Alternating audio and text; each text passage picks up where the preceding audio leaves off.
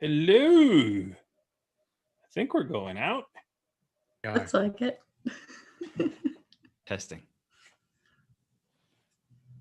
I'm looking at myself hosting the Games by Bicycle channel on my own channel. It's channels all the way down. Right.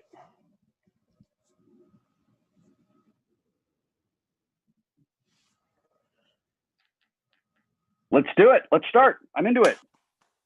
All right, everybody. Good show, everyone. This is gonna be awesome. I agree. I agree. Let's do this.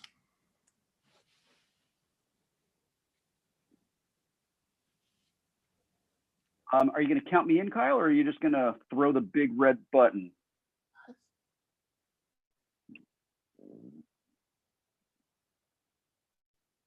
Hey nerds, I am Wil Wheaton, and I am here to moderate a discussion about board games, tabletop games, specifically about getting people to the table who maybe haven't played before or who haven't played in quite a long while. I am not sure if you are aware of this, but we are living in the middle of a global pandemic, and we are not allowed to be in the same place as each other these days. So we are all sort of separated by space and time anyway, just because of geography. But one of the ways this has affected my ability to be a host is that I don't have the teleprompter in front of my camera like I normally do. So I can deliver the incredible dialogue that we've worked so very hard to put together to entertain you. So I have it on these wonderful pieces of paper instead. And I'm just going to lean into the reality that I have to read my lines off the paper. So here we go. Board games are a way to unwind and interact with your friends and family. They're a great way to create meaningful connections with other people. The longest friendships of my life, the ones that are the most valuable to me, the ones which have seen me through the darkest and greatest times of my life, were all built around tabletop games. I played my first tabletop game, the Mad Magazine game, when I was probably 10. Started playing D&D when I was about 12. And then I discovered Car Wars and Ogre at the same time in 1987. And what's so funny is that these days I'm not really an Ameritrash gamer, but I will love those games forever and ever and ever with their ridiculous over-reliance on dice rolls. I will love those games forever and ever and ever. I am super passionate about gaming because it is so important to me, because it is such an important part of my life and it brings me so much joy. A lot of you know that I co-created and host a show called Tabletop that ran on Geek and Sundry for quite a while.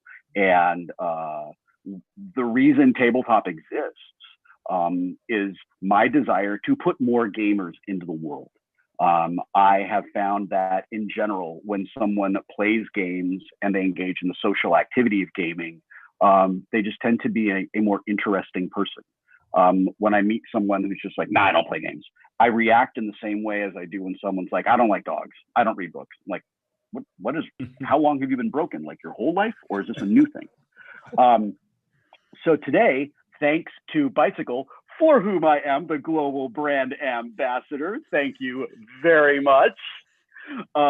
We have brought some remarkable individuals together to talk about tabletop gaming and our hobby. So today, it is such an incredible pleasure to welcome Tom Vassell and Z Garcia from the Dice Tower. Hello, gentlemen. Woo. I said Hello. this earlier. But I will say it in public. Tabletop stands on your shoulders. And I know that a lot of people give tabletop recognition that I think it deserves, and I think probably some recognition that it maybe doesn't deserve. I don't think Dice Tower gets nearly the recognition that it deserves, at least in the world that I live in. So I want you to know that it is such an honor to have you here. It's very exciting. Mick and Starla are here from Our Family Plays Games. Hello. Thank you. What we gotta do what we gotta do. We gotta do. Start it.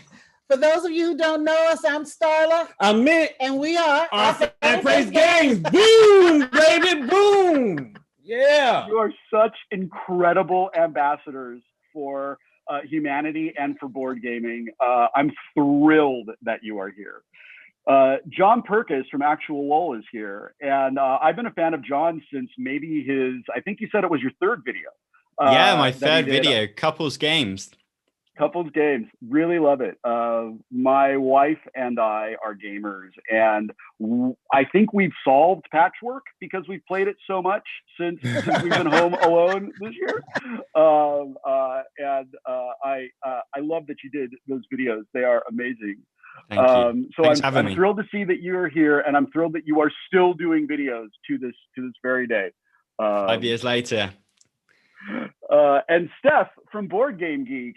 If you are a gamer and you don't know Board Game Geek, I don't know if you're actually a gamer. Board Game Geek is, of course, where we go to get rules that make sense when we are trying to learn a Fantasy Flight game. And it is where we go to get game player aids and mats and things like that that are run by an incredible community. I always feel like I have a target on my back when I wade into Board Game Geek. But just as a gamer, what an incredibly valuable resource, and what a privilege and an honor to have you here, Steph. Thank you. Oh, cool. Yeah, I'm a part of the media team at Board Game Geek, and I'm known for playing all the games. Outstanding.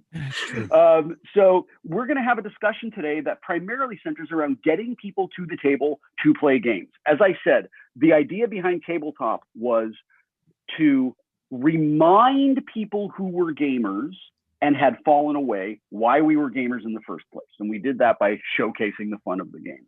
But we also wanted to illustrate for their non-gaming partners that people who are interesting play games.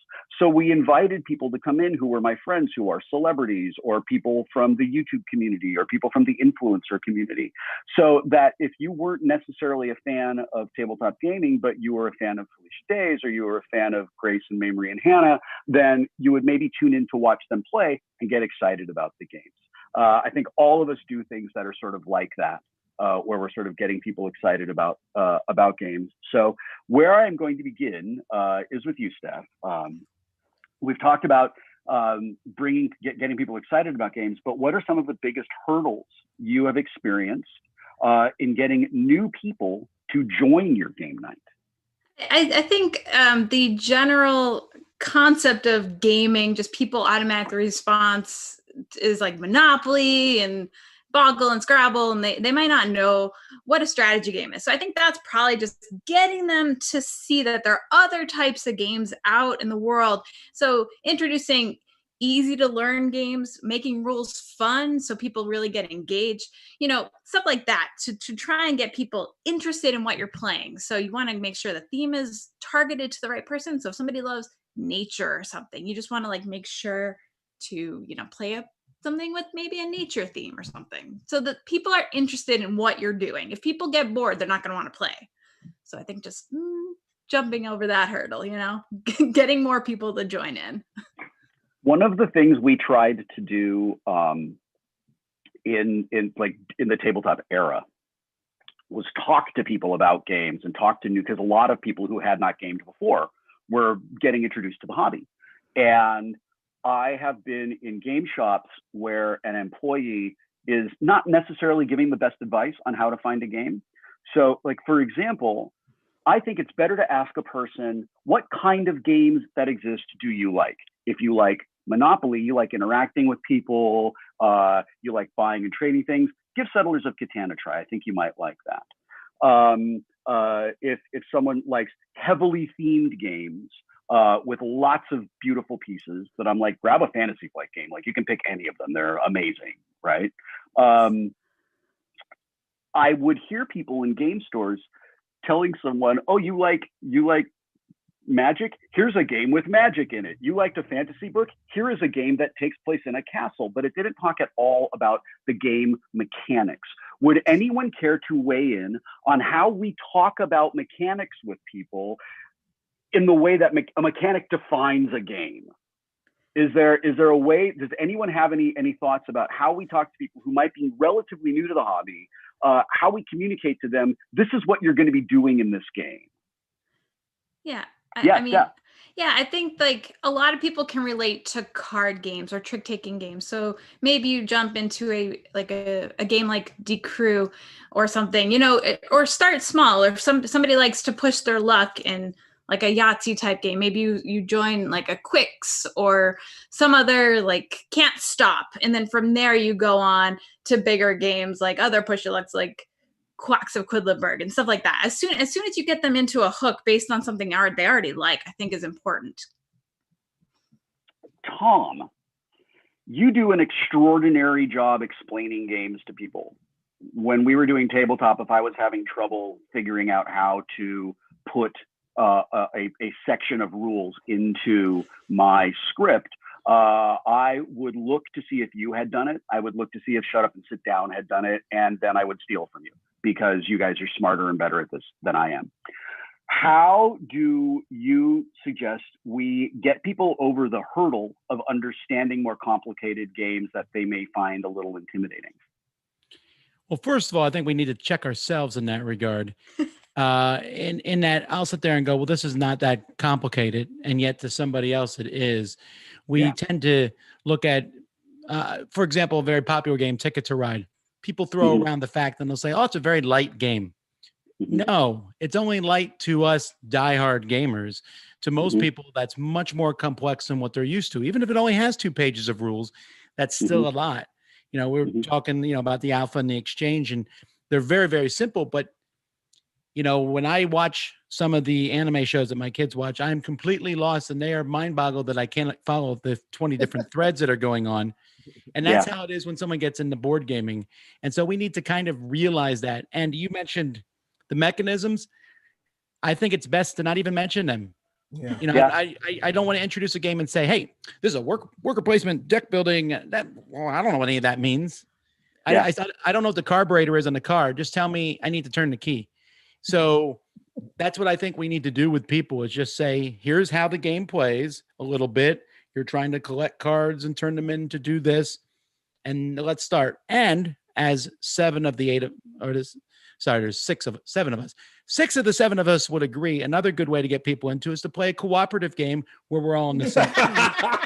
Because that tends to make us happy. This is a great opportunity for me to toss to Starla, who I understand does not enjoy cooperative games. She don't. I don't do co-op. Everyone knows that. No. But when we try to get people in, we did a whole series on it called Beyond Monopoly.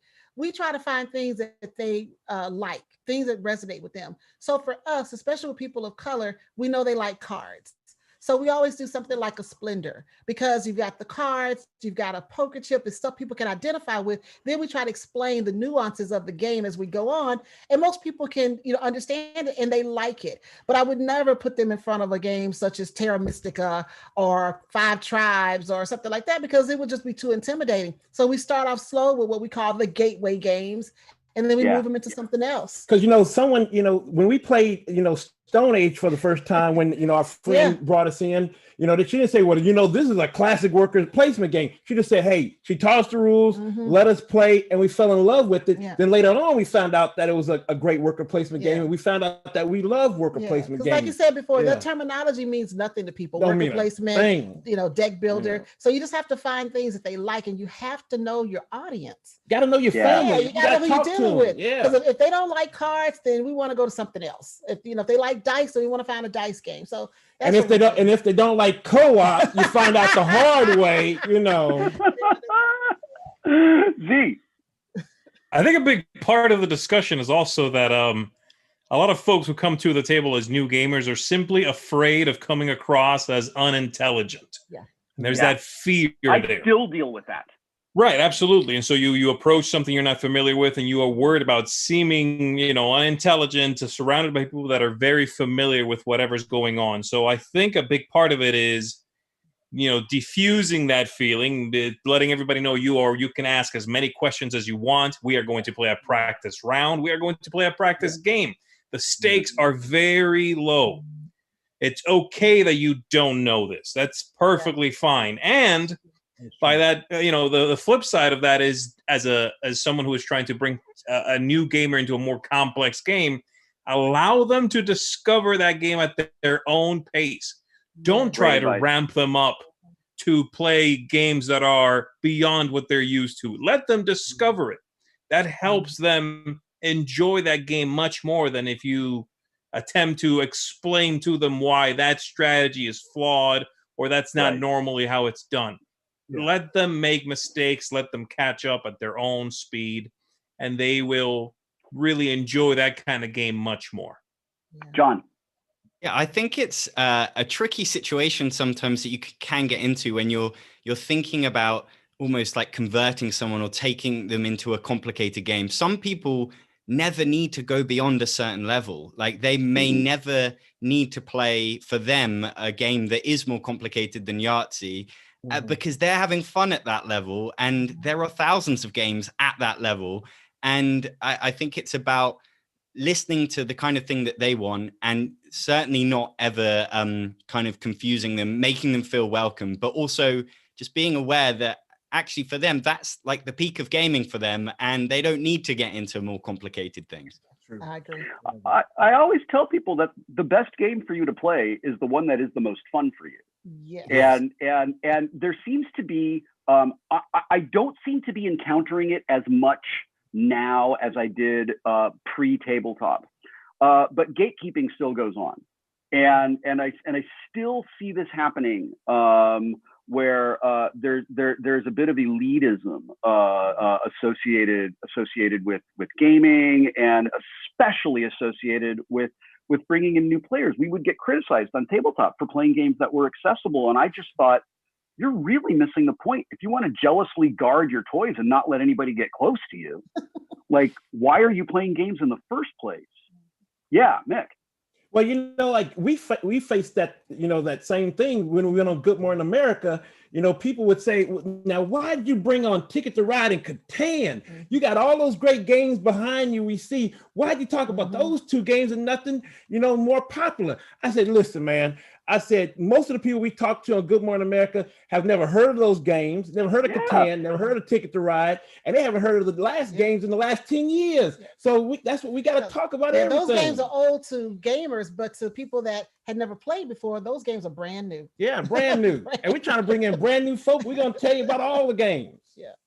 I feel like it's terrific that these games that are sort of like maybe the foundational games of the modern tabletop movement, those Ticket to Ride, Catan, games of that style. I think it's terrific that those games are available everywhere. They're in Target, they're in Walmart. There's for a minute there were games in Starbucks. Like they're everywhere that you go. And I feel like telling someone, if you're not ready to play competitive Agricola, you're not a gamer. I feel like that. I feel like that's just, I think that says more about the person gatekeeping than it does about the person who's like, no, but I'm actually genuinely interested in playing games. Yeah. Let's, John, I wanted to ask you about making non-gamers into gamers.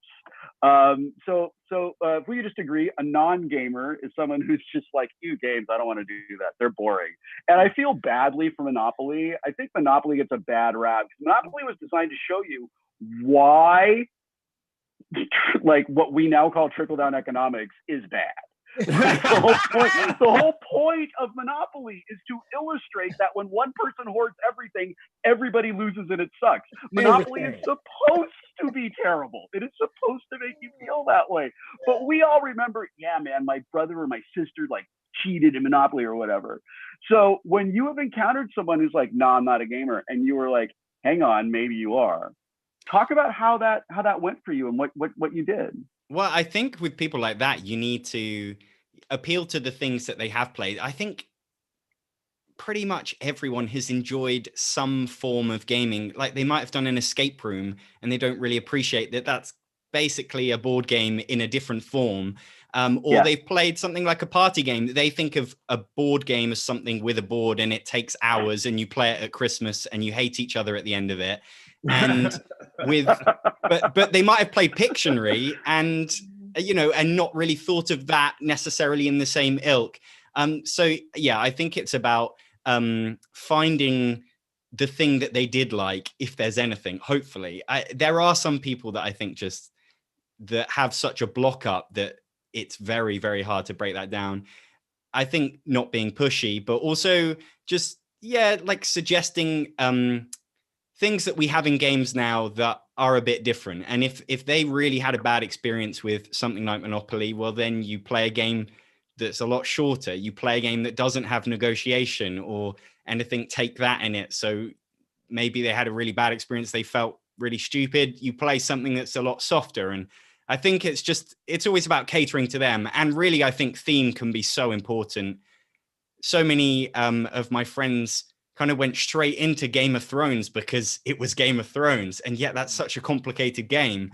So if you can hook them with something that they just inherently love, that does so much of the work for you.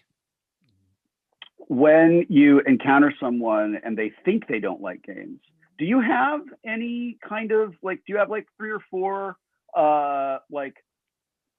I don't know if you call them silver bullets or if you would call them opening gambits, whatever you would call them, if you're everybody really likes this, it's really easy to get somebody to sit down and play apples to apples. That's super simple, right? Yeah. Or tattoo stories. We teach tattoo stories in the first round when we play it. And we're this is very, very simple. Those are both party games, so they have really different stakes, I guess, than a strategy game. But do you have games that you think about as these are the ones that I use? I mean, the games that I would use, I don't know if I would bring them out for someone that was really averse to games. If they were really averse, I would go with something like Just One, or I would keep it to party games or Telestration, something where it's, for some people, just kind of feels like an experience and everyone's involved all the time. There's nothing kind of boring about it. And there really are so few rules that there's no kind of getting out a book and reading from it. If I was going a bit further in, I always go with something like Las Vegas, because there's dice rolling. There's a bit of I always like something with interaction, because I think people want to be there. You're there for the social experience. So especially with non-gamers, I want to give them something where everyone's involved all the time, that they care what is happening. Starla, I know your answer to this question, so I'm going to throw this to the rest of the room. A friend of mine says that co-op games are a great way to bring new gamers to the table. That co-op games kind of get away from that problem of feeling stupid because we can talk things through. Now, I suggest that actually leads to a quarterbacking problem where the experienced gamer is talking the new gamer through all of their moves and not necessarily showing them. Steph, you want to weigh in on that? I would, because this is what happened to me, right? My gateway game was Arkham Horror, and I played it over and over and over, and I absolutely hated it. I'm like, there's got to be other games out there. So I found other games. I was just like Starla for a while, and I hated co-ops. But I've gradually gotten back into co-ops because they've gotten a lot better, where I don't really find that problem as much, or you find a group that hones in a bit, that allows everybody to take their turns and shows them different ways to go about it, but lets them make their own choice in the end. Z, did I see your hand go up? I was going to talk about the idea of, this isn't quite about co-ops, but it's the idea of, when you're not sure someone's going to like something, like John was saying, instant gratification is a great way to find out. And a good game for that is Diamant or Ink and Gold. Okay. In which you say, okay, you can push your luck. You want to go deeper into this cave or not? Deeper, you're dead. They immediately know. And so you get that moment of, okay, I'm going to push my luck. Oh, I bust. Or I'm going to push my luck. Ooh, I got 17 gems. They know right away whether that feeling feels good to them or not. And I think that's a good thing to watch out for in games. Don't worry too much about that delayed reaction. Go for, you don't want to wait an hour to find out if they're going to like this. You want to know the first 20 seconds. The alpha is something that does this, actually, where you put out your tokens and then you very quickly are going to find out. You roll that die, you go, ooh, no, or yes, I made out like a bandit. That's what if that works for them, and I think usually it tends to break down walls, that feeling of I'm going to put out my chips and see what happens. That tends to sort of take people's defenses down. So push your luck games are good for that. So we've gotten players to the table, and they're ready to play. They're ready to sit down and check out this game for the first time. Tom and Z, I have leaned on you more times than I'd like to admit to learn games and to teach games. So I would love for you to talk about this. What can we do when we teach games to make them less overwhelming and intimidating? I always start with what the goal of the game is.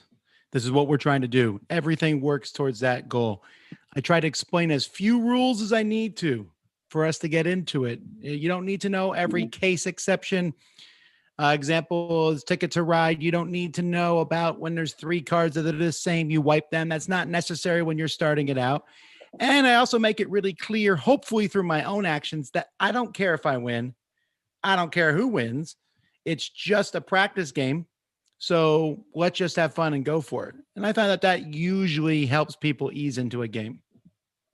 How do you feel about playing face up in the first game? Do you, like Ann and I do that a lot when we're playing games with hidden information, we play face up the very first time we play and we talk about it. And we find that helps us kind of make sure that we're both understanding the game kind of in the same way. Do you think that's a good choice?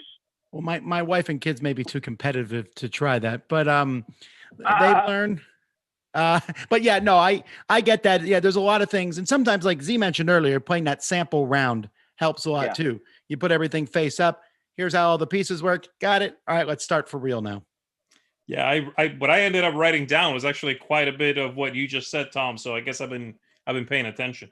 I stole it. Oh, you stole it from me. Got it. Yeah, I would say you start broad, then go specific, right? I should not be hearing about what phase 2 involves if I don't know what the theme of the game is and sort of, how I win. So it's about being careful with that delivery of information. And then skipping rules whenever possible, like Tom said. The other thing I would do for someone especially who has not used to sort of long gaming sessions is I would mix in hands-on moments with talky moments. What I mean by that is if this game, everybody has an opening hand of cards, don't deal them out before they show up at the table. Let them draw their own cards. I know it seems silly, but give them a moment of kinetic action. Okay? If somebody is setting up, they're drawing, 10 houses and putting them in front of them, and they go in numbers. Let them do that. It's sort of that, learning by just watching or learning by doing. It translates to gaming, and they will just sort of, feel a little more connected to what's going on. They can take a break from sort of staring at you and listening and do something hands-on. It breaks up the pace a little bit. It draws them in a little bit more. Starla? Well, I hate learning rules. Yes, she does. I hate to learn rules. And so Mick is the designated rules learner in the household. Always. But he gets frustrated when he has to teach me the rules of the game. Yes. But he doesn't understand how I learn, which he should know by now. How I learn, I have to touch the pieces. Yes, she does. Do not read 10, My wife is 12 the same way. rules to me. I got to touch it. I want to look at it. Just like Z said, you want to touch it, you want to feel it. If you sit here and read 100 rules, by the time you get to number 10, I've already forgotten number 1. You forgot number 1 when I said number 1. I forget, so that's not true. So I remember what I can remember, but if you let me touch the board and like Z said, let me get my own cards, let me touch it myself, and then that's how I learn the game. Listen, she falls asleep on Rodney Smith. She falls asleep on Rodney Smith, y'all. Rodney Smith, she falls asleep on him. Man, you are exposed. Rodney's gonna be so bummed out. Yeah. He falls asleep on Rodney. Yeah, but I'm keeping track of this. I'm saying this to Rodney next time I see him. He won't mind. I think he's heard He already knows. He already knows. We've So talked about it. He knows we love him, Yeah. but I have to touch it. And I think other people learn that way. And I also need to know what's the turn order? How do I win? Tell me. That's all she wants. I just How want does how she I win. win? How does she How do I win? win? My wife is an experiential learner in the same way. If we sit down and I try to just sort of go through the rules, she's like, you can keep reading these to me, but until we actually simulate a turn, none of this is going to land in my head. Steph, did you have something to add to Exactly. that? I no. I was thought I just saw your I hand was go just up. John, agreeing with Starla wholeheartedly, all right. and that I Okay. just can't read rules. I can't. Go ahead, John. Oh, what am I going ahead with? Like, what? I thought I saw your hand go up. Yeah, my hand was just up to say that I have fallen asleep watching Rodney Smith in the past. Yeah, it was late and it was a complicated game that I shouldn't have been getting into. And it's like the night before my friends are coming around. And I wasn't. So many excuses. Oh, no. I feel like I'm going to have to do a special broadcast with just Rodney to give him the full time. Starla, I would love to know your thoughts on how we can do a better job reaching into communities of color. Well, you know, that's something that we've worked on, because that's part of the mission of our channel, Yes, it is. which is to get more families involved and to get more diversity in people of color. So we've had the opportunity to do smaller cons, and what we started with was churches. Because a lot of churches, especially mega churches, there are a lot of predominantly Black mega churches in Houston, which is where we're from. And so we're able to do gaming nights and get people in who had never heard of Ticket to Ride, who'd never heard of Catan and Splendor and all these games. And so that's where we like to start, because I tell everybody, this is not a cheap hobby. It's expensive. So you want to reach people who may be able to have that extra money, you know, to spend to buy these games. So that's why we like to start with churches where people will come, they don't mind spending a little money. And then also, if you want to reach younger people of color, I would say go to the HBCUs, which is historically Black colleges and universities. That's right, baby. That's right. right. Try the sororities, try the fraternities. They have game nights. I'm a sorority girl myself, so I know that they have game nights. And so those are the people you want to reach out to and maybe sponsor. You know, maybe Bicycle wants to sponsor a game night with the Zetas or with the Alphas or with the AKAs, which is, you know, Kamala Harris's sorority. So Ski-wee? You know, so I'm Zeta. I'm sorry. You don't ski wee. I'm so sorry. I'm so sorry. You don't ski wee. Anyway. So anyway, yeah, you ought to try those things, and I think that would really help, because a lot of these groups do not know about these games.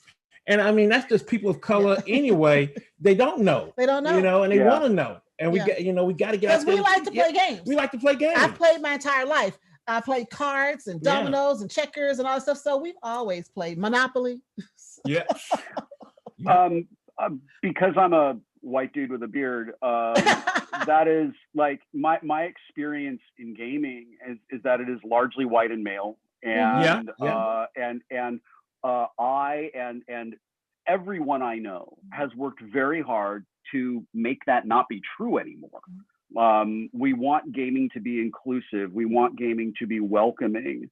I know that we have a real race problem in America. Have you ever encountered problems that are because it's like, are we going to sit here and talk forever about gamers being crappy racists to you? Well, the thing is that the sad thing about it is that when we go to cons and stuff, the one thing Starla always tells me, says, make sure you bring some games with us, because some people might be, you know how white folk are, you know how folk are sometimes. And she said, you know, make sure you take some games with us. So if we don't find nobody to play with us, we can go on the side, because we pay our money for the cons too, and go play some games.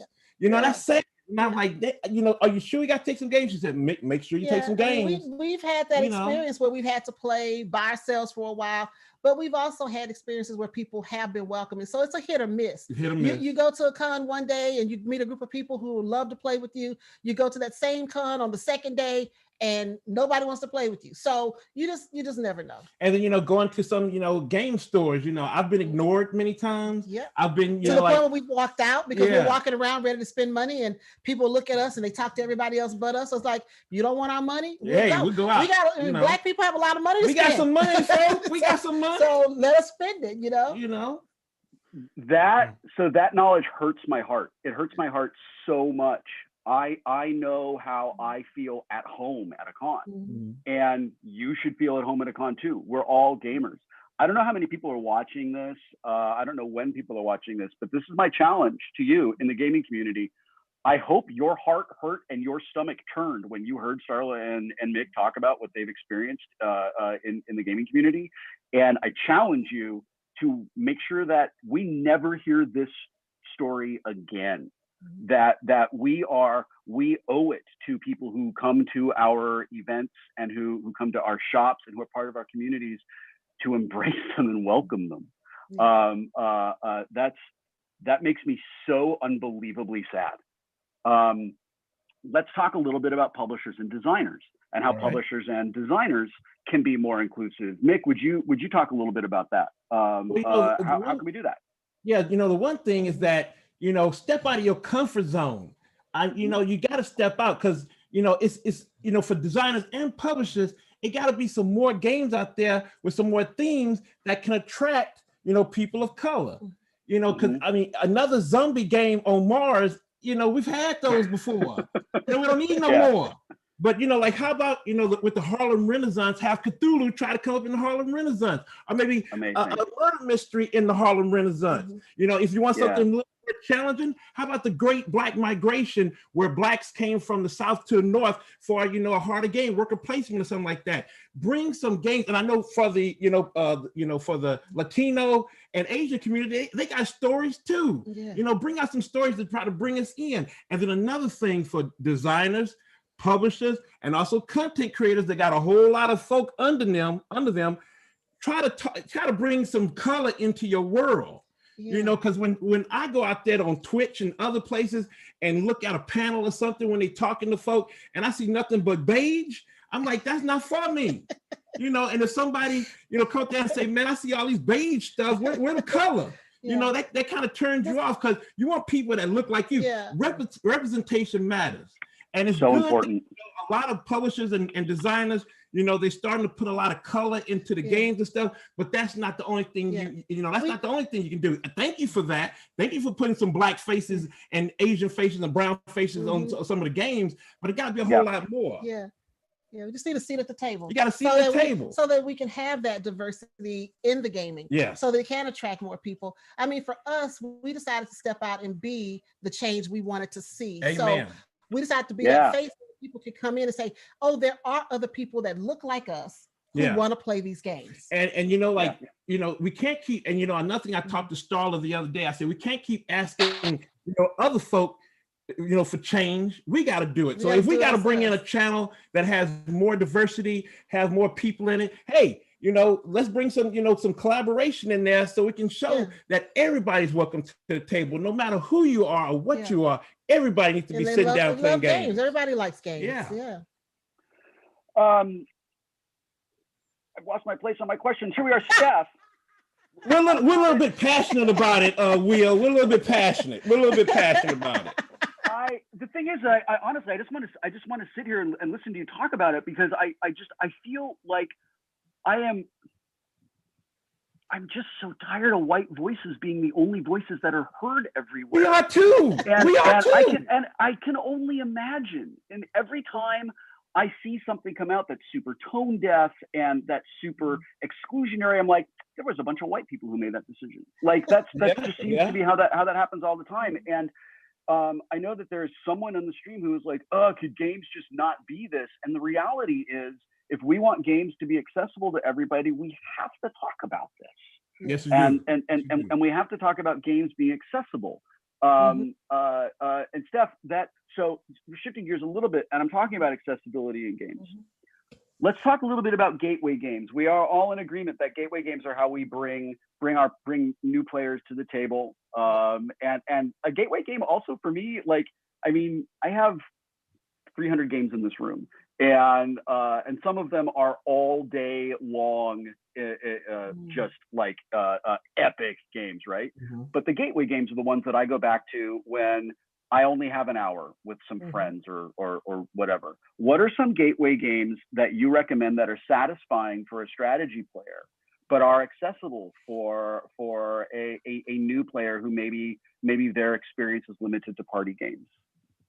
Yeah, so I think we've touched on it a whole lot, in that you need to know your audience, you need to know your target, what they like, and if they really love the game, like a show, Battlestar Galactica, well, maybe you pull them into a big game like that, because that actually gets people really interested in learning something that they're really interested in. If if they've seen the series 100 times or anything Marvel is all huge, right? So I love that all of these like IPs are coming out and Target with like actually great games, And so people are picking up a little like Infinity Gauntlet and finding out, oh, there's a cool little game here, and finding out like about games because they love an IP already and that they see it. Oh, that'd be a fun gift. And so things like that are already like the op has a bunch of great games. So the Rising series. So anything like those are really good because they're co-op. So you can help people out, and which I think is good. And you're rolling dice, so it's kind of like, oh, it's exciting. What did I roll? And you're collecting cards, building up your team. So I think like stuff like that where you're doing things, but it's not too difficult to understand, really help. But again, people have their own ideas for gateway games, Azul and Carcassonne. So you're always going to start somewhere depending on what people like. And like we said, the mechanics, without really mentioning the mechanics, finding a game that they already know and kind of going up from there, I think is the main thing. And I find playing everything. So I personally like any kind of games, dexterity or anything. So I'm an omni gamer is what we call it. I think play it all.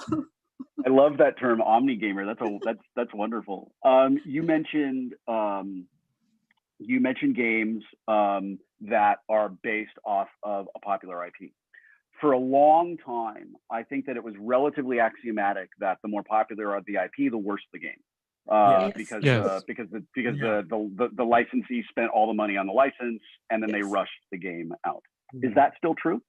Oh no, I don't think so. No. So let's talk about that, because that is, I think, there is like half a century of history of crappy licensed games. Let's talk about that for a minute. What are some IP licenses that you all think are great? That so you love blah. This game is terrific. What are some recommendations? Well, Marvel Champions straight up though. But yeah, we just did Dune. Yeah, we did Dune. Oh man, my Dune God. Imperium. Oh man, Dune Imperium. Loved really? it. Yes. Loved it. Yes. Yeah. I have the original Dune game from the 80s with all the get the new one. Chits. Excellent. Z. I would say if you like Jurassic Park, the unmatched Jurassic Park set is wonderful. It's very engaging. So that's one of those that comes with some nostalgia built into it, but they are still making those movies. So there's a wide, swath of people there that are going to possibly be into that. They like the original, or they were into, Jurassic World. So there's so many wonderful games with IPs now. That's just one of them. Yeah, Dune, that's absolutely one of them. That's really good to know. And honestly, I was today years old when I learned that there are good games like that. John, you had something to add. Just that you don't even have to like the IP now. So I have a game, Spartacus, Blood and Sand or something. And I watched one episode of that TV show, couldn't get into it, but I love the game and it's been on my shelf now for years. So yeah, I mean. I have a favorite. Jeff, go. I have a favorite. I mean, I have to say Lord of the Rings, Journeys in Middle Earth. I mean, it's a fantastic game that I'm just like, oh my God, it's so immersive. I mean, they take like the Mansions of Madness kind of game, but they make it a little bit different and put a Lord of the Rings theme on it, which I absolutely love, of course. That's a really big game, isn't it? It is. Like, but again, it's co-op, so it's not like it's probably not a gateway game. But I mean, people can learn, and you can help them along. All right, Tom. Yeah, one of the benefits here also is that you can go to Target/Barnes and Nobles at this point in time and have almost a 50% chance of grabbing a good shelf or more off of the shelf. Prospero Hall those odds are fantastic. And many other companies are building these games that are based on, there's a good Wonder Woman game out, there's a good Back to the Future game out there. There's so many games that if someone likes the movie, I'm like, yeah, the game might be good actually. Right. I am so happy to know that, because I always felt like that was a real shame that we had this opportunity to bring in a new gamer because they're super excited about whatever, and then the game is just garbage and they never want to play games again. John, one of the things I love about your channel, and please correct me if I am mistaken, I have felt that your channel is all about accessibility and all about just like the joy of gaming and making more gamers. It is why I have been a fan for as long as I have been a fan. Do you have any stories you'd care to share about bringing new people into the hobby? Any personal experiences you've had? Yeah. Well, I've done it a few times, but there's some neighbors of ours that live in this building that a few years ago, we got to know them and they sort of understood that I was into my board games. And then it was about, I think, waiting for them to ask that, you know, they hadn't ever played a modern board game. So it's kind of wait for them to show an interest rather than try and force it upon them. And then what I like to do is to do lots of lots of little games. So a few little games, short games in the same evening. So rather than Ticket to Ride can go quite long. I mean, it's a great gateway game if you buy it and play at home on your own. But I want to give them a flavor of a few different sort of genres so that they can work out what they like. And it also means that you can adapt quite quickly. If it's very clear that they're not enjoying something, then, you know, it's over in 10 minutes and you're on to the next one. And then generally what happens is they go away. So every time we had them round, they were on Amazon buying the game like during that night. Right. And now they've got a little game library going. And now it's got to a point where he's sort of graduated, one of them, and he's asking to come round for like the bigger games. And we had like a serious session of lockup the other day, which lasted a few hours. And so, yeah, it's been a whole journey. That's terrific. I heard a story years ago about some gamers who were playing Betrayal at House on the Hill, and they had found a Victorian mansion that was empty, and they played Betrayal at House on the Hill on all 3 levels of this mansion, and they were physically moving from one room to the next, from one floor to the next, while they did this whole complicated thing. I thought that was wonderful, immersive environments. Before pandemic hit, I was playing D&D with a friend of mine who converted a wine cellar into a gaming room with the heads of dragons on the walls and torch lights and all of that stuff. Z, I wanted to talk to you about the setting, ambience, and location of games. Yeah, those are all fantastic ideas. I love all of those. Those are sort of like real outlier ideas, right? I mean, those are real far. Those are like, you know, time and money is nothing to the people who did that. But what are some recommendations you have for for setting the ambiance of the game, and how important is that? Right. Well, it's actually 2 sort of things I want to talk about. The first one is for someone who's absolutely a new gamer. You met them online, or they found out about a game event, something like that.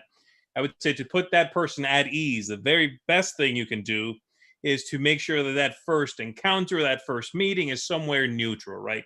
Somewhere that they can bring as much to that space as you yourself are. If you are hosting the very first time with someone you don't really know very well, and it's in your space, they now have to contend with 2 things. We talked about 1, seeming unintelligent and figuring out the game, and figuring out the rules of this space that they can't be completely free in. So I would diffuse that for someone right off the bat. Now, you know them, you've already played a few times, they are beginning to enjoy gaming, then I would say you want to give people ownership of this event, you know, this evening of gaming. So get ideas about ambiance. Hey, who can think of some good music that might fit tonight's game? We all know what we're playing. What would sound good in the background, guys? How about some lighting? How about food ideas? Who can bring over a snack that we can all have that kind of ties this whole thing together? And now they're not just coming over to play games. Now they're putting together an event with you. And they are helping and planning this thing with you. And yes, sure, you're providing the space. So I think it's about building something together. At that point, they're not just visiting gaming, they're becoming part of it. And they can see that it's not just about something happening on the table.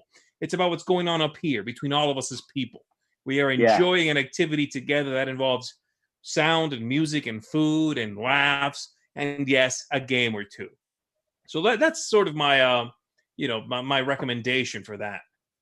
I want to yes and a thing that you just said that I think is real important for gaming. One of the when we were doing tabletop, I talked with our incredible director Jennifer Arnold and our producer Adam Lawson about the when things come into conflict, we have to choose where the attention is going to go. And I would say tabletop, the show, and tabletop gaming, the experience, is about what happens here around the table. It's very much not about what happens here. And when those things are in conflict, we put our cameras and our attention and our editorial decisions on the camaraderie and on the story and all the things that are happening around the table. I cannot over stress to people who are potential hosts how important that is in making that the space, because that's what people are going to come back for. If this on the table is so important, maybe they're going to play it on a tablet or something like that. They're going to play against an AI. Tom, you had something to add. Yeah, I think sometimes for ambience, we need subtraction occasionally too. Yeah. We talked a lot at the beginning about, not being that person who's, here's all the games, figure it out. Yeah. I got to think of when I invite people over to play games, who else am I also inviting over? So if my friend, and maybe I have someone who's a comic book guy, they might not be the best person to have around at that point in time.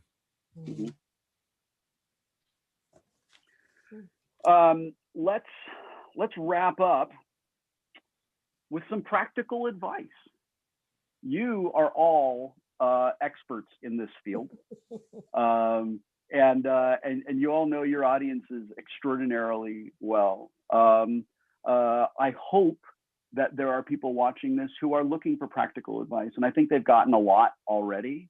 But there's one thing that that never changes, right? Like, this is that thing that everybody needs to know. So for example, when I'm bringing new people in, that first game, the first time we play, if you want to do backsies, take backsies on a game, great, do it. If you've made a mistake and you're like, oh my God, I can't believe I did that, undo it. That's fine.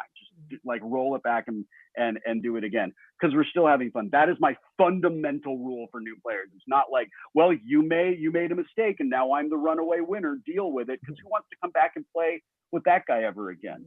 Starla and Mick, I want to start with you. You're doing a great job bringing games to families. And the family dynamic with games is something that requires sometimes a delicate touch and sometimes a very firm touch. So what is some practical advice that y'all might have for people who are looking to game with the family? Well, for us, it was our mission to get more families involved, especially families with preteens and teenagers. Because when we started this, our son was a preteen. And we know there are a lot of people in the gaming hobby that have smaller children, but we were trying to find ways to connect with our son outside of his video games and computer games. So this was really great for us as a family. And I think that if families find things their kids like, and that's what we do. We don't try to make Grant play anything he doesn't like. If he doesn't like it, we don't want it to not be fun for him just because we like it. So we have found those games that he loves and those games that he wins at that makes him happy. And it gives us a chance to interact with him and have fun and see him think and talk to him. So he has those games he likes. And then, he's older now, he's 16. So now he will play some of those things that mom and dad like to play. He'll try them out. But a few years ago, if he said no, we just say, okay, well then we'll play something else, because we wanted him to be happy. Because he likes the comeback games. Ticket to Ride. Ticket to Ride. King of Tokyo is his favorite. So if you find Champions of Midgard. So if you find things that he likes, great game. It is. That game. I love that game. You know, if you find things he likes, you know, like a little combat and stuff from his video games, you know, Nintendo and stuff like that, just kind of bring him in. That's fine. And I'd be remiss if I didn't say Clank. He Clank. Loves Clank he loves too. Clank too. He loves Clank. But, you know, if you just, you know, kind of sit down and talk to your family and kind of research and see what everybody likes and dislikes, because we talked about it in our videos, you know, Beyond Monopoly, like, hey, you know, research, see what everybody likes. It's fun for everybody. Yeah, it gotta be fun. I mean, you can try them out, like, you know, like Z was saying, you know, let's test it out a little bit to see if they like it. If they don't, especially for kids. Because if you don't find things they like, they're going to hate it. And then they're going to hate playing board games. So we try to find things he likes. And we only play with him those things that he wants to play. And, you know, sometimes we'll drag him into something. And if he says, hey, I don't like it. No, I don't like all that corruption. Like we played, what is that? High Rise? Yeah, he didn't like High Rise. He didn't like all that corruption. He said, no, I'm not all down with all that. So, you know, like, cool, we got you. We got you. So for families, you know, we got you. Find out what your kids like and don't force them to play stuff they don't want to play. Try it. If you say, hey, mom, dad, I don't really like this, then don't keep saying, oh, it's a great game. You should like it. We like it. Yeah. He like it. So get the family on board. Yeah, get the family on board. Yeah. When I was gaming with my boys when they were small, there would be these moments in games, and they happen to all of us, where the dice don't fall our way, or we don't draw the thing that we need, or we're just we just get somehow the element of randomness really disempowers us, and it's so frustrating. So I created this rule. It's called Rule 17B, and Rule 17B comes with 3 counters. I just used poker chips. I would give them to my kids. And at a moment in the game where you really need to roll the dice well and you don't, if you want, you can cash in one of your chips to have a second try. Okay. So it gave my kids an opportunity to be empowered, but it also gave them the opportunity and the responsibility of making a choice. Is this the role that I really want to risk that on? Or do I want to save this for a point later on in the game? And it kept them involved. And in fact, we like it so much that we like, it's almost like using advantage in D&D. Like I've brought it into all of my games where whenever I have an opportunity to give people a little bit of agency where the game may be taking it away. And I found with kids that was extremely important. I also want to say that this entire time I've been expecting Grant's head to pop up behind you, and I'm so sad that it's not that I'm not seeing him. Well, see, that can't happen with us because we're too competitive. Because when we play games, it's blood on the table, y'all. It's blood on the table. Okay. We go at it. And you're going to say, oh, I want to turn this in or do another roll? No! Take that back. Brutal. They work, though. Oh, yeah, sometimes it might work. It might work. Not here, though. Not here. Make sure, like I said, every family is different. Yeah. Tom, as you are the person I lean on all the time without your knowledge or consent when I have questions like this. I want to give you the last word. Would you talk a little bit about that? Do you have a piece of advice? I've been scrambling since the Fitches stole my answer right out from underneath me. But because that's how I feel. I pull a game out. If it goes badly, I'm like, whatever, wipe it. Get something else. It doesn't matter. This could be my favorite game in the world. You don't like it. You don't have to. Yeah. There are so many games out there. It is literally impossible for us not to have some sort of crossover. So I always try to figure out if I'm trying to teach someone a new game, what do they like? You like birds? Here's Wingspan. You like this? I have a game that has that kind of theme. And if you still don't like it, I have a backup. So that's my advice. Always have a backup. Keep that extra game in your pocket because the other one might not work. Yeah. That is terrific advice. And I think that is a great place for us to end. So I'm just going to go through here and say thank you, Steph and John and Mick and Starla and Z and Tom. Thank you to everyone at Bicycle. This has been an incredibly interesting and enlightening conversation for me. I hope that it has been the same for everyone at home watching it. I wish all of you continued success.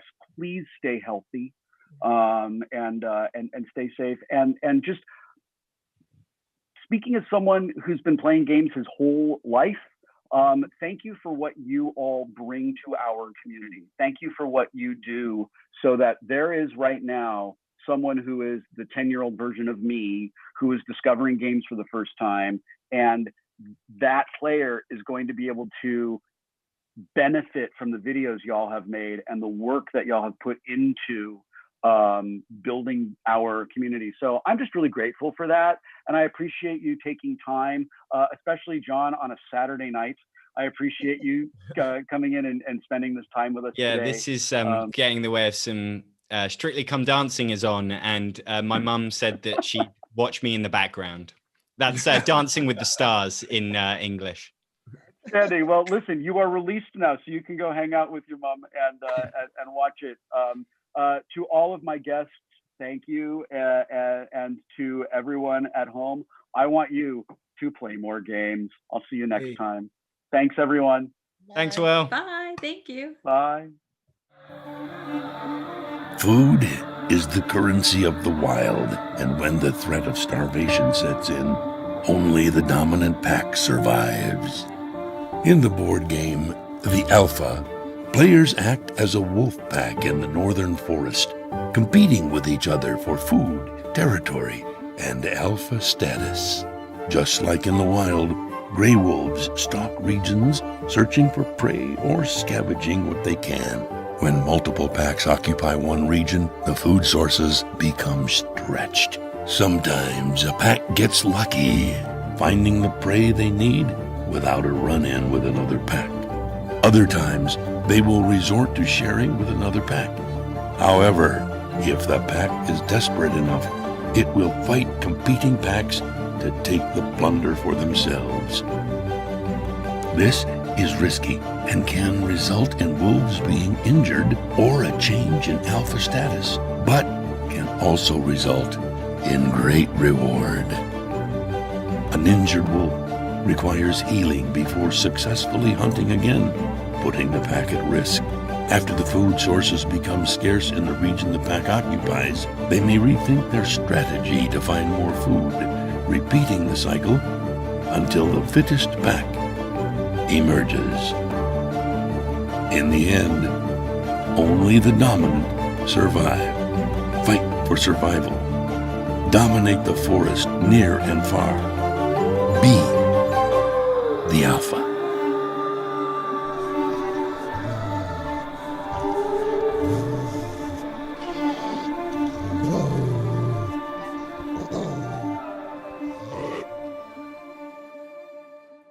Bicycle.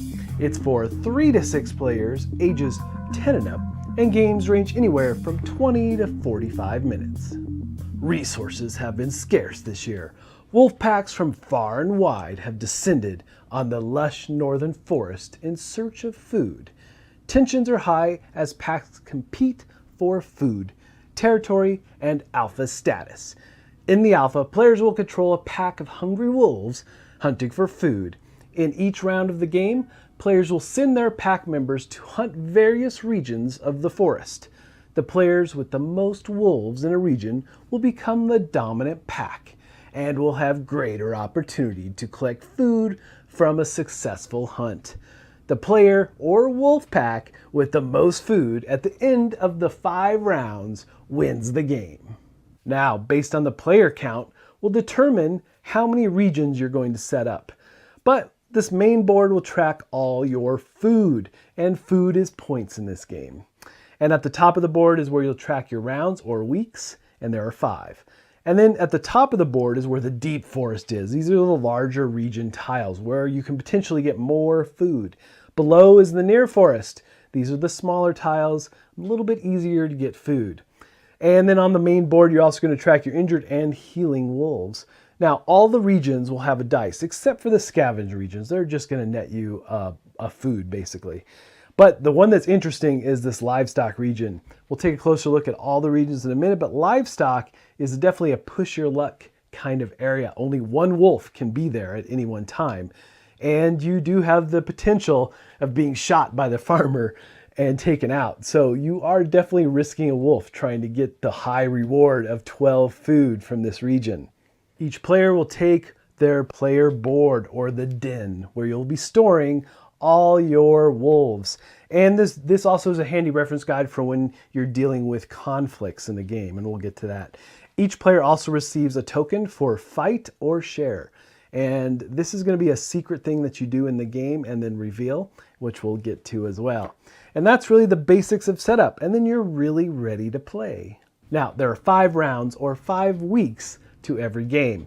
And your quest here again, your goal is to get the most food by the end. Now, you have 5 phases to every round, and the first player or the alpha player will be kicking things off.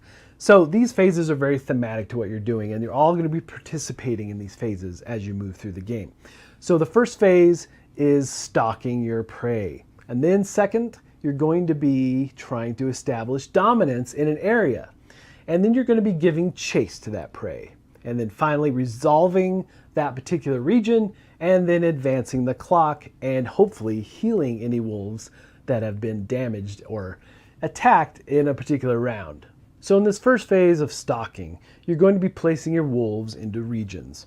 And the important thing to note here is that you have wolves, beta wolves, and you have a pair of alpha wolves. Alpha wolves will count as 2, and all your beta wolves count as 1. Numbers matter in a region when you're trying to establish dominance.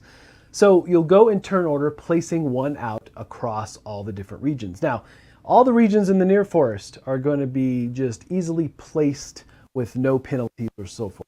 However, the livestock, as we mentioned before, it can only ever have 1 wolf in it. But all the other regions can have multiple wolves and packs trying to basically get dominance in that area in order to get the food reward. But if you're going to be placing packs into these larger tiles, there's a couple things of note. So in the deep forest, it's going to take you longer to get there.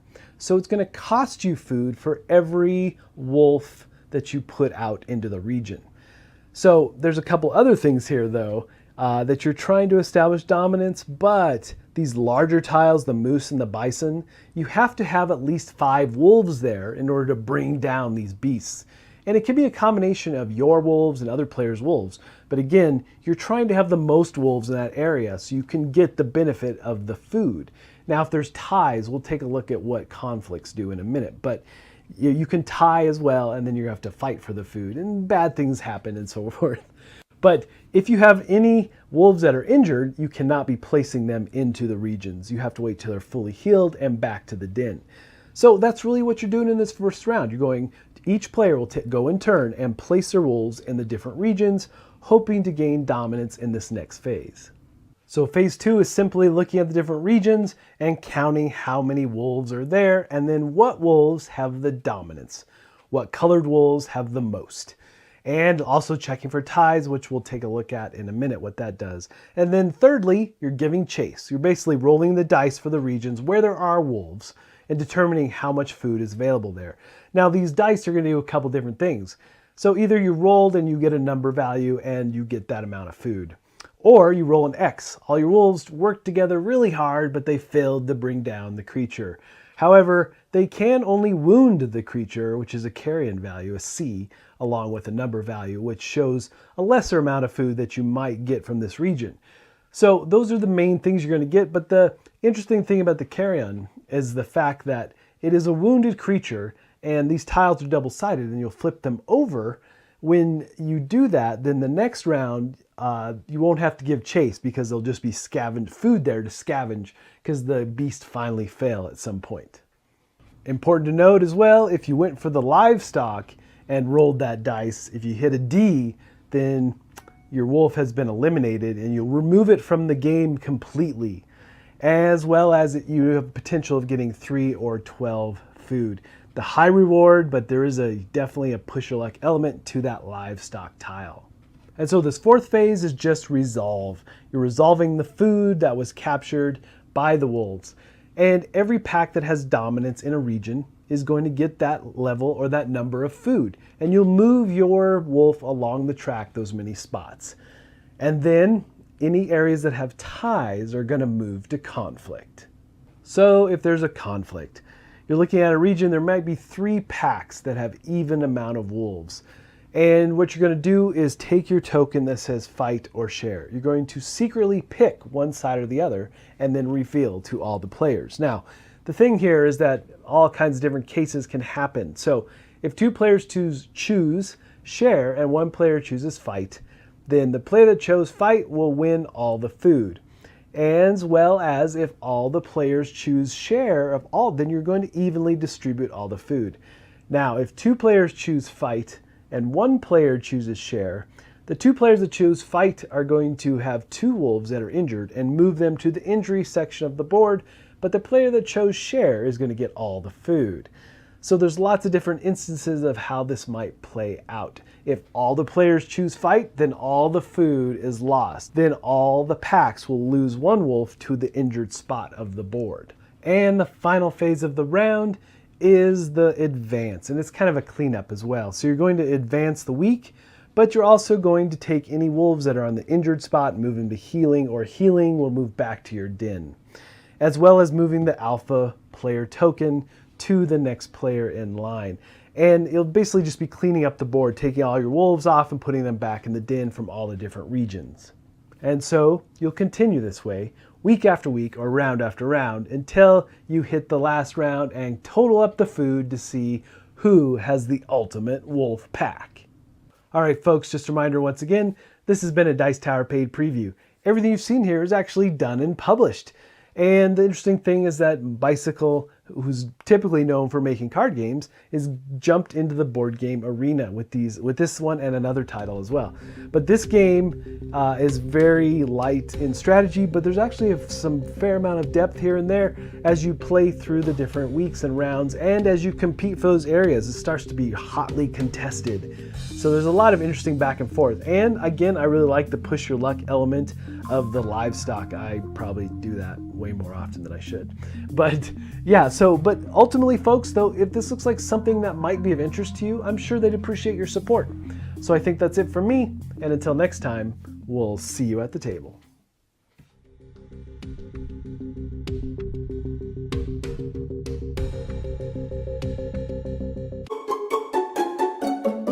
Hey mates, Freddy here. If you know anything about us ferrets, you know we're fast, fun, and frenzied, and we love to play. We're also a little bit sneaky. You'll need to channel your inner ferret when playing the game Fumbling Ferrets.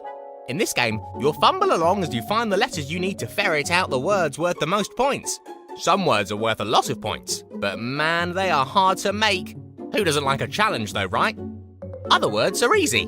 It's not always the longest word that wins. Keep an eye out for short words with high value letters. You'll have 3 rounds to use your animal instincts to create the best words you can in this high stakes game of nimble-minded fun. Think you can beat Fast Freddy? Good luck!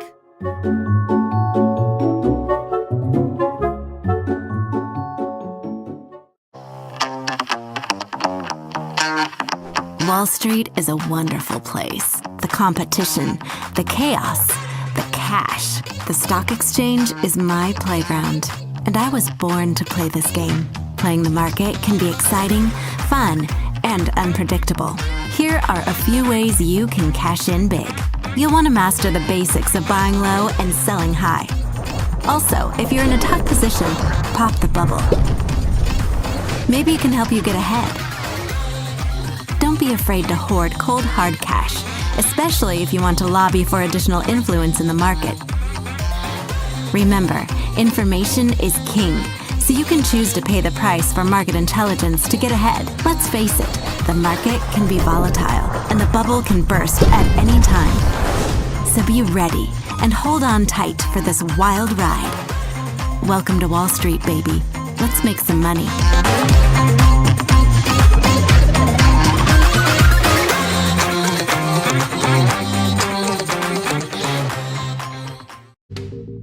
Hey folks, welcome back to our Dice Tower preview. I'm Mark, and today we're taking a look at Exchange. Exchange is brought to you by Games by Bicycle. It's for 3 to 6 players, ages 10 and up, and games range anywhere from 35 to 45 minutes. The year is 1792, and you and 23 New York City stockbrokers just signed the Buttonwood Agreement. In a few short years, this group of brokers would be known as the New York Stock Exchange, one of the greatest and most influential pillars in the global economy. Exchange is a stock trading game of strategy and wit, Players carefully plan their strategy phase by phase, trying to cash in big in a constantly changing market. However, playing the market is only half the battle. The only thing harder to predict than the stock market might just be the players sitting at the table with you. The one who can best match wits with their opponents will reign victorious in this fast-paced battle of social elite. Quick look at setup. You have the main board. On the main board is where you'll be tracking the different types of stocks. You have banks, bonds, and insurance. They're represented by the different trackers, and you'll be setting them in the middle of the board to start at the $50 value. At the bottom of the board, you have the round tracker until you get to the market close, which will dictate the end of the game. And then you have the money. Be placing at the bottom of the board 10, 50s, and 100s. Now, each player is going to get a set of cards. These cards are range from phase 1, 2, and 3. Phase 1 is strictly dictating what types of stocks that you're going to perhaps buy or sell. In the phase 2 pack, you will be determining how much you're selling or buying for that particular round. And the final phase 3 pack has cards that will allow you to manipulate the market, bumping things up or down. Each player also receives a ledger board, and this is where you'll be tracking all your different stocks. So during the course of the game, you'll be making these choices in secret and then simultaneously revealing. And that's really the basics, as well as the fact that you have some asymmetric powers in this game.